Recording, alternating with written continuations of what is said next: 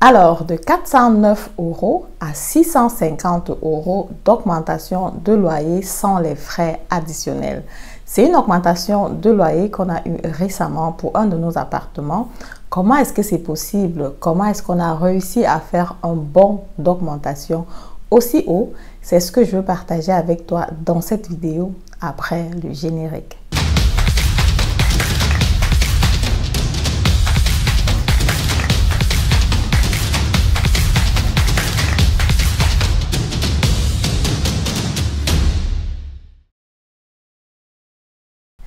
Alors, salut à toi, bonjour, si tu ne me connais pas encore, mon nom c'est Madeleine Ning-Tedem, je suis investisseur immobilier, entrepreneur dans le domaine de l'immobilier et si j'ai créé cette chaîne YouTube, c'est pour partager avec toi mes connaissances en investissement immobilier, mon know-how, tout ce que j'aurais aimé savoir aussi avant de me lancer sur l'achat du bien immobilier. Tout ce que je t'invite à faire, c'est déjà de t'abonner à la chaîne pour ne pas rater le contenu que je publie toutes les semaines. Partager le contenu parce que ça peut aider plus d'une personne parce que moi je suis convaincue que le domaine de l'investissement immobilier c'est le domaine où toutes les personnes de la diaspora étant ici en Allemagne doivent se lancer parce que c'est un domaine où tu peux te faire de l'argent, c'est un domaine où tu peux te construire un patrimoine important et aussi justement assurer la pérennité, assurer un patrimoine pour la future génération. Je dis toujours que si ici en Allemagne, on avait par exemple des quartiers qui appartenaient vraiment aux personnes africaines, je pense qu'on serait regardé différemment.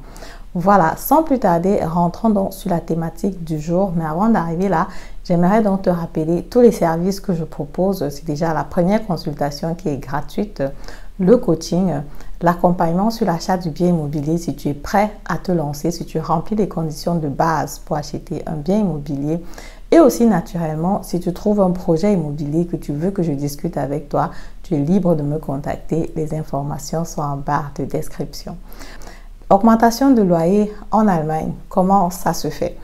L'Allemagne, c'est un pays de droit. Donc, ce qui veut dire que tout ce qui est augmentation de loyer, relation entre le propriétaire et le locataire va être régi, encadré par la loi. Tu ne peux pas vraiment faire ce que tu veux n'importe comment. C'est aussi pour ça qu'il y a plusieurs personnes en Allemagne qui ne sont pas propriétaires. L'Allemagne compte parmi les pays qu'on appelle Mieternation, donc c'est un pays où il y a plus de locataires que de propriétaires. Ce débat, c'est un débat aussi qui se trouve beaucoup dans la scène allemande parce qu'on se pose la question de savoir, ok, qu'est-ce que l'État fait de mauvais pour qu'il n'y ait pas beaucoup de personnes qui veulent se lancer sur l'achat du bien immobilier?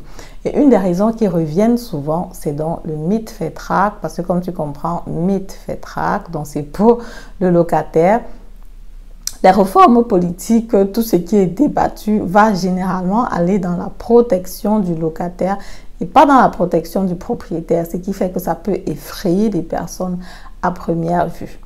L'augmentation de loyer en Allemagne, comment est-ce que ça se fait concrètement? En fait, il y a trois possibilités.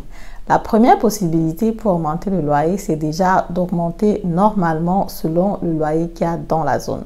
Tu peux augmenter jusqu'à 15%, maxi 20% selon la zone dans laquelle tu te trouves.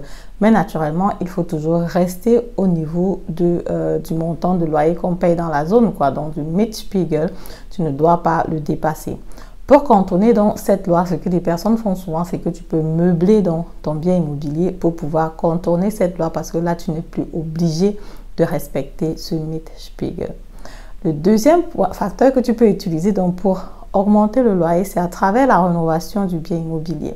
Donc, tu vas discuter avec ton locataire, tu vas lui dire que ok, tu veux rénover le bien immobilier et les coûts de rénovation que tu as fait, tu peux mettre jusqu'à 8% sur le loyer. Donc, ça veut dire que tu peux augmenter le loyer de 8% selon le montant des coûts de rénovation que tu as fait. Sachant justement que cette rénovation-là va faciliter la tâche au locataire dans le sens aussi, par exemple, il y a quelque chose qui est refait au niveau du chauffage, ça va comme ça diminuer sa consommation électrique. Donc, c'est aussi un avantage pour le locataire, quoi.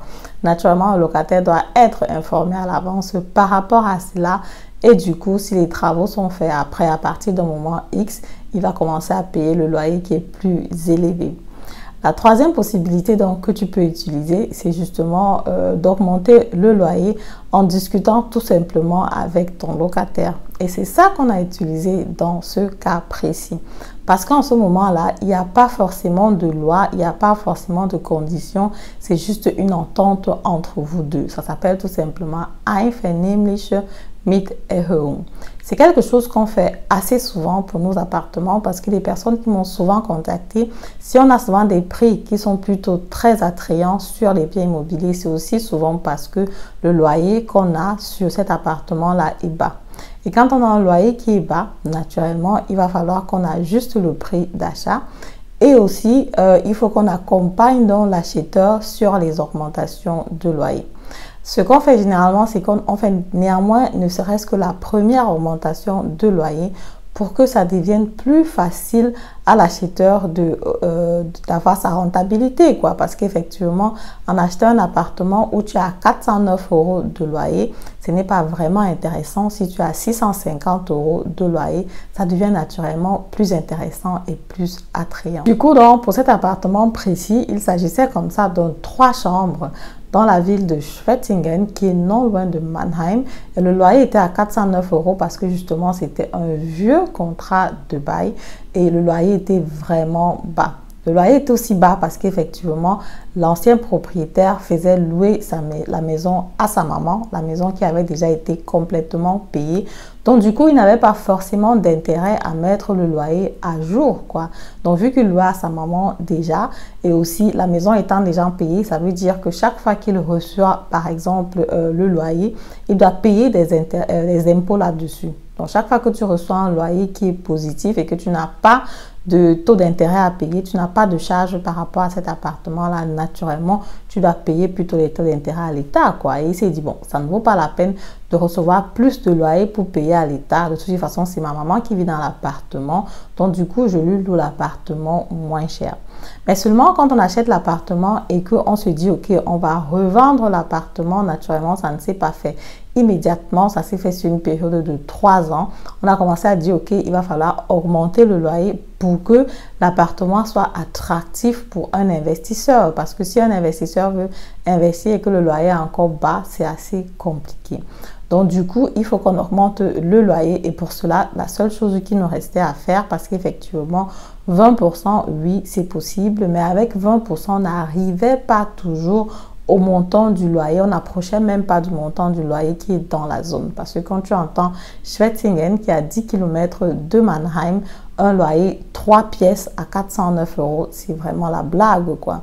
Donc, même à 650 €, on n'est pas toujours au niveau du loyer de la zone, mais on s'est quand même fortement rapproché de là. Parce que je pense que le loyer dans la zone, c'est autour de 700-800 €. Donc, du coup, ce qu'on a fait, c'est qu'on a dit, OK, on va faire une entente à l'amiable.